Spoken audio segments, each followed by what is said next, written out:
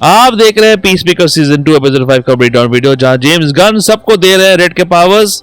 किस तरह के पावर्स की बात कर रहा हूं मैं, उसके लिए आपको एपिसोड 5 को लेके स्पॉयलर्स का सामना करना पड़ेगा, इसीलिए स्पॉइलर वार्निंग बजा देता हूं, स्पॉइलर अलर्ट घंटी। पर उससे पहले लाइक सब्सक्राइब कर दीजिएगा, नोटिफिकेशन घंटी बजा दीजिएगा ताकि अपडेट्स मिलते रहे आप लोगों को। और वेलकम टू द चैनल, जो प्लेटफॉर्म है एमसीयू, डीसी और फिल्मों की हर खबर का। Just a review. इस एपिसोड का शो स्टॉपिंग मूवमेंट में जेम्स गन ने बना दिया है ईगली को द प्राइम ईगल, जिसके बारे में माइकल रूकर का किरदार पिछले एपिसोड में बात कर रहा था। तो ईगली है वो ईगल जो सारी ईगल्स पर करता है राज। अगेन यहाँ भी ईगली की आंखें करती है ग्लो, बिल्कुल जैसे रेड सेंट वाइल्ड ने ब्लू एस्ट्रल पावर्स निकाला था। यहाँ भी शायद गन कॉमिक्स से रेड नाम के पावर्स को इंट्रोड्यूस कर रहे हैं, जो कॉमिक्स में बीस्ट बॉय और एनिमल मैन नाम के हीरोज इस्तेमाल करते थे, जो पावर्स हमने पिछले एपिसोड में देखा था माइकल रूकर के किरदार को इस्तेमाल करते हुए। आखिर में सारे पंछी जिन्हें ईगली ने बुलाया है मार देते हैं माइकल रूकर के किरदार रेड सेंट वाइल्ड को। ये तीसरी बार होगा जब रूकर को गन ने अपनी फिल्मों में मारा है। सुपर हीरो फिल्मों की बात कर रहा हूँ मैं। Guardians of the Galaxy movies में उनके किरदार योंडे को मार दिया गया था, तो सुसाइड स्क्वाड में उनके किरदार सेवन को भी बेरहमी से मार दिया गया था, और अब यहाँ भी और भी बेरहमी से ये कांड किया गया है। इट्स एज इफ गन रूकर को मारने में मजा लेते हैं, और मैं ये जो मजा है हर व्यक्ति को देना चाहता हूं। वैसे गन ने कंफर्म किया है कि माइकल रूकर का किरदार इनिशियली कोई और एक्टर निभाने वाला था, उसने शूट भी किया था, पर गन वो एक्टर जमा नहीं, इसलिए उसे रिप्लेस करके रूकर को लाया गया। ऐसा कुछ सीजन 1 में भी हुआ था। एड्रियन के किरदार के साथ इनिशियली क्रिस कॉनराड निभाने वाले थे एड्रियन का किरदार, फिर गन के साथ उनको कुछ प्रॉब्लम हुई और उनको कर दिया गया रिप्लेस फैन फेवरेट फेडी स्ट्रोमा के साथ। कॉनराड काफी हद तक शूट भी कर चुके थे, और ओपनिंग गाने में जो आदमी डांस करते हुए दिखता है विजिलेंटे के कॉस्ट्यूम में, वो कॉनराड है, फेडी स्ट्रोमा नहीं। वही गन ने यह भी कंफर्म किया है कि पीसमेकर के रोल निभाने के लिए उनकी पहली चॉइस थे डेव बटिस्टा, पर अफसोस शेड्यूलिंग कॉन्फ्लिक्ट की वजह से वो ये काम नहीं कर पाए, जिसका फायदा हुआ जॉन सीना को।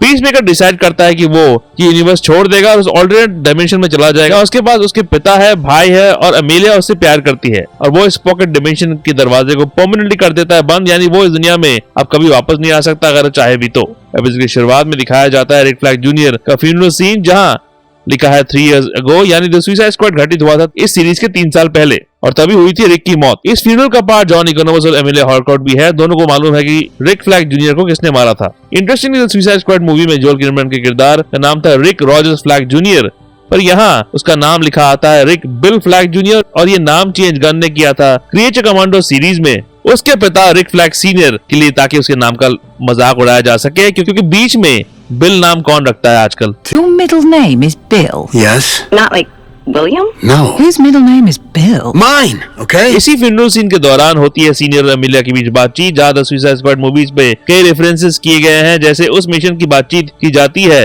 जो हुआ था क्वार्टर मल्टीज में। सुसाइड स्क्वाड के विलन स्टार पर रेफर किया जाता है एज अ जायंट स्टारफिश, और सुसाइड स्क्वाड के मेंबर्स को रिक बुलाता है कॉस्ट्यूम क्लाउन्स, जो इनमें से कुछ तो हैं। पीसमेकर सीजन 1 के बटरफ्लाई मिशन पर भी मेंशन किया जाता है, उस पूरे सीजन का आर्क था जहां एलियन प्रजाति जो दिखते हैं बटरफ्लाई जैसे, उन्होंने धरती पर कर लिया था कब्जा, लोगों के दिमाग को काबू करके।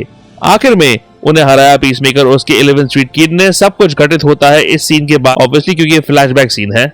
वही इसी सीन से मालूम पड़ता है कि रिक फ्लैग सीनियर एक मैनिपुलेटिव आदमी है, जो अमेलिया की इमोशन का फायदा उठा रहा है, और उसके इंटेंशन अभी तक क्लियर नहीं है, पर मुझे लगता है वो किसी भी हद तक जा सकता है अपने बेटे की मौत का बदला लेने के लिए, जो उसने इस एपिसोड में किया भी। पीसमेकर को ठीक से धोया उसने, ऑलमोस्ट मार ही दिया था उसको।